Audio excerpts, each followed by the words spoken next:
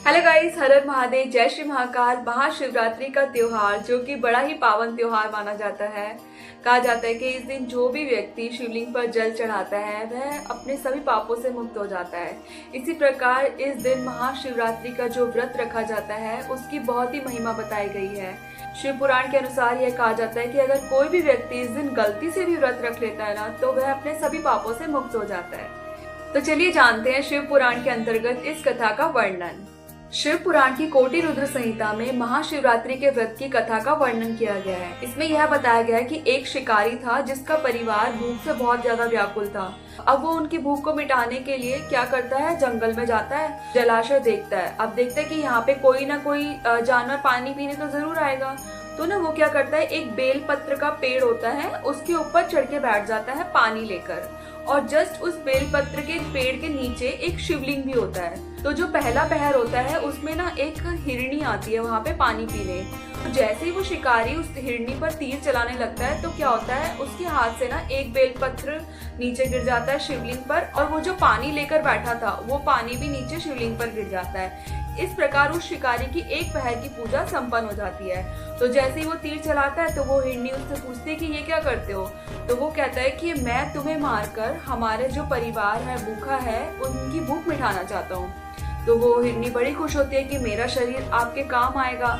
तो ना वो कहती है कि ना मैं आपके पास फिर से आती हूँ, मेरे घर में मेरे पति है, मेरी बहन है, मेरे बच्चे हैं, मैं उनको धीरज धर के आपके पास फिर से आती हूँ, तब आप मेरा शिकार कर लेना। तो वो शिकारी उन पर विश्वास नहीं करता है। वो कहता है कि नहीं, तुम नहीं आओगी।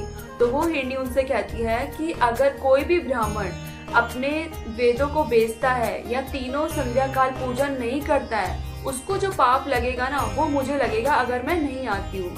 तो इस प्रकार वो जो शिकारी होता है उस हिरणी को जाने देता है। तो वो उस हिरणी की जो बहन होती है उसको ढूंढते ढूंढते उस जलाशय तक आती है। फिर वो शिकारी उसके ऊपर भी तीर चलाता है। तो जैसे ही वो तीर चलाता है तो ना उसके हाथ से वो जल और बेलपत्र नीचे गिर जाता है शिवलिंग पर। इस प्रकार उस शिकारी की दूसरे पहर की पूजा भी संपन्न हो जाती है। जब वो हिरणी देखती है शिकारी उस पर तीर चलाता है तो वो उससे पूछती है क्या कर रहे हो। तो वो कहता है कि मैं तुम्हें मारकर हमारे परिवार की भूख मिटाना चाहता हूँ। वो हिरणी भी बड़ा खुश होती है। तो वो कहते हैं कि मेरे घर में मेरा परिवार है, मैं उनको धीरज धर के तुम्हारे पास फिर से आती हूँ। तो इस प्रकार वो शिकारी कहता है उससे कि पहली हिरणी भी ये कहकर मेरे से गई है, वो अब तक वापस नहीं आई, तो तुम भी नहीं आओगी। तो वो हिरणी उस शिकारी से कहती है कि जो भी अपनी बात से मुकर जाता है उसको जो पाप लगता है वो मुझे लगेगा अगर मैं वापस नहीं आती हूँ। या कोई भी भक्त जो शिव भक्त है वो विष्णु जी की बुराई करता है, और जो विष्णु जी का भक्त है वो शिव जी की बुराई करता है, तो उसे जो पाप लगता है वो मुझे लगेगा अगर मैं वापस नहीं आती हूँ। तो शिकारी उसकी यह बात सुनकर उसे जाने देता है।